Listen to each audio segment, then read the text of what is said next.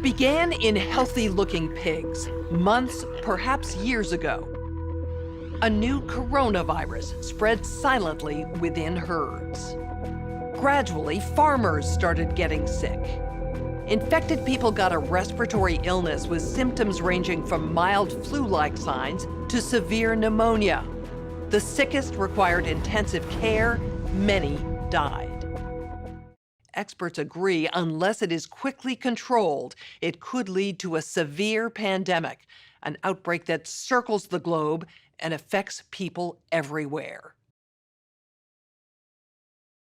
The mission of the Pandemic Emergency Board is to provide recommendations to deal with the major global challenges arising in response to an unfolding pandemic. The board is comprised of highly experienced leaders from business, public health, and civil society. We could be looking at double the number of cases in 1 week and 16 times as many in a month if we are not able to stop the spread.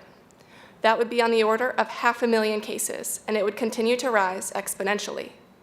In 3 months, we could be approaching 10 million cases. We're at the start of what's looking like it will be a severe pandemic. And there are problems emerging that can only be solved by global business and governments working together.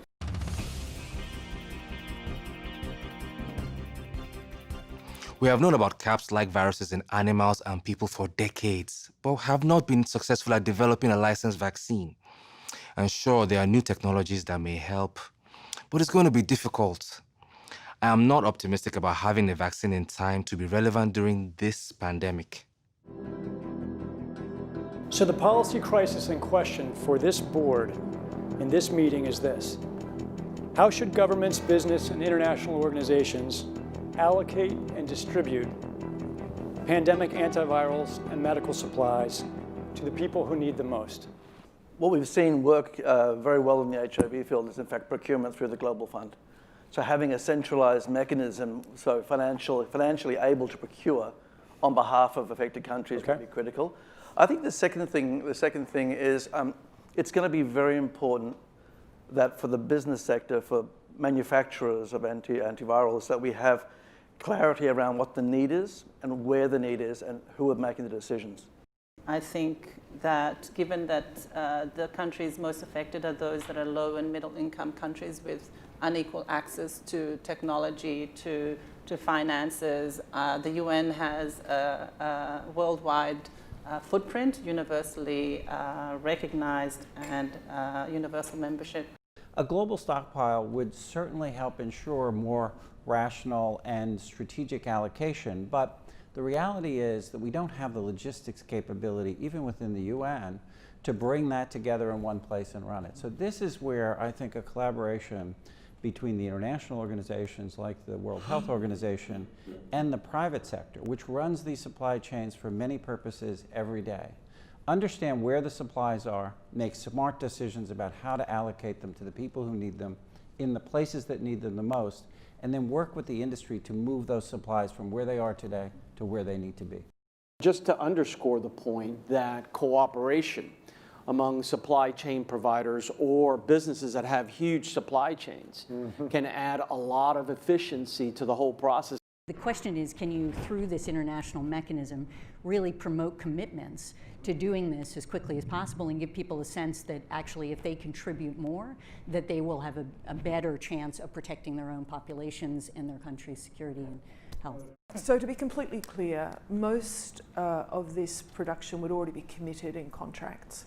Yes. It is almost unheard of that people are producing product without having a forward commitment for the consumption of that product. So the first thing that needs to be done, because this is not something that the countries currently control, unless countries are going to bring about emergency situations and co-opt an existing supply chain. I think it's not likely, I agree, that countries are not going to buy countermeasure to put into a global supply without retaining a large portion of it for themselves.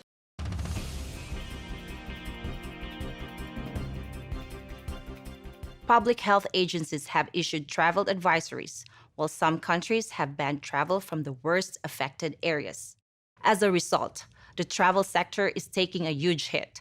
Travel bookings are down 45%, and many flights have been canceled. A ripple effect is racing through the service sector. Governments that rely on travel and tourism as a large part of their economies are being hit particularly hard. How should national leaders, businesses, and international organizations balance the risk of worsening disease that would be caused by the continued movement of people around the world against the risks of profound economic consequence of travel and trade bans? If there's some sense that there's a UN institution that can do all of this, then I worry we're suffering from a delusional disorder on the power of the UN. It's really important to get those industries and their trade associations and an efficient leadership established, which is decentralized, but has a collective responsibility and accountability. And that needs to be supported by the public leadership. What is essential, what is non-essential travel, we have to clarify this. Otherwise, if we go down to 20% bookings over a long period, the company will run down. That's a fact. You know, there's a whole complex set of issues in a highly interdependent world on supply chains that are just in time. We need to think about how much flex there is in that just-in-time supply chain system and make sure it keeps running. I think it's going to take specificity, and it's going to take knowledge that only the private sector has. The UN can play an important coordinating facilitation role, but the companies know where those commodities are, where they move, how to move them, and that's where a type of public-private collaboration that we have not generally had in these crises needs to be put together pretty quickly. We are not out of money yet, but the fact is we are trending in a dangerous direction and something needs to change. So the policy question for this board now is how should financial resources be prioritized? Are there nodes that we cannot allow to fail? What is your sense of priorities? We don't have money to pay for all of these urgent problems. So at the moment, we want the funds, right? You need the money. So where's the money? So government kind of supplies some money. A lot of, private sectors, some are sitting here, you have some money. But now you need a really coordinated, centralized efforts. Hotels will be experiencing, crippling losses doing that.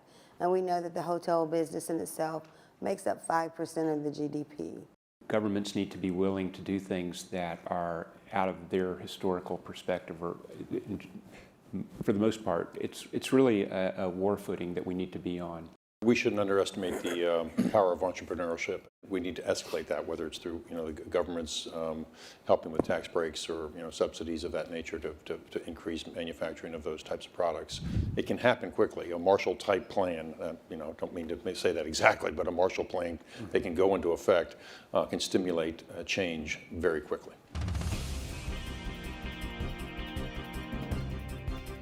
Countries are reacting in different ways as to how best to manage the overwhelming amounts of dis and misinformation circulating over the internet. In some cases, limited internet shutdowns are being implemented to quell panic. How much control of information should there be, and by whom? And how can false information be effectively challenged? And what if that false information is coming from companies or from governments? I think it's very important that we make sure that there is concise communication with all healthcare facilities where these patients are being treated so that there isn't mass panic. We're at a moment where the social media platforms have to step forward and recognize the moment to assert that they're a technology platform and not a broadcaster is over. They, in fact, have to be a participant in broadcasting accurate information and partnering with the scientific and health communities to counterweight, if not flood the zone of accurate information, because to put the genie back in the bottle of the misinformation and disinformation is nigh impossible. One thing we haven't spoken about, and I'm wondering whether it's time to talk about this, is a step up from the part of the governments on enforcement actions against fake news. I personally do not believe that trying to shut things down in terms of information is either practical or desirable. And we do have, I think, a couple of strategies that are available to us, one of which is the flood strategy, second of which is relying and informing and equipping trusted sources of information with the facts so they can then pass that on. But we also need to actually think about a technological answer to this. The outcome of the CAPS pandemic in Event 201 was catastrophic. 65 million people died in the first 18 months. The outbreak was small at first and initially seemed controllable, but then it started spreading in densely crowded and impoverished neighborhoods of megacities. From that point on, the spread of the disease was explosive. Within 6 months, cases were occurring in nearly every country. The global economy was in a free fall. The GDP down 11%. Stock markets around the world plummeted between 20 and 40% and headed into a downward cycle of fear and low expectation. Businesses were not borrowing, banks were not lending. Everyone was just hoping to hunker down and weather the storm. Economists say the economic turmoil caused by such a pandemic will last for years, perhaps a decade. The societal impacts, the loss of faith in government, the distrust of news, and the breakdown of social cohesion could last even longer. We have to ask, did this need to be so bad? Are there things we could have done in the 5 to 10 years leading up to the pandemic that would have lessened the catastrophic consequences? We believe the answer is yes. So, are we as a global community now finally ready to do the hard work needed to prepare for the next pandemic?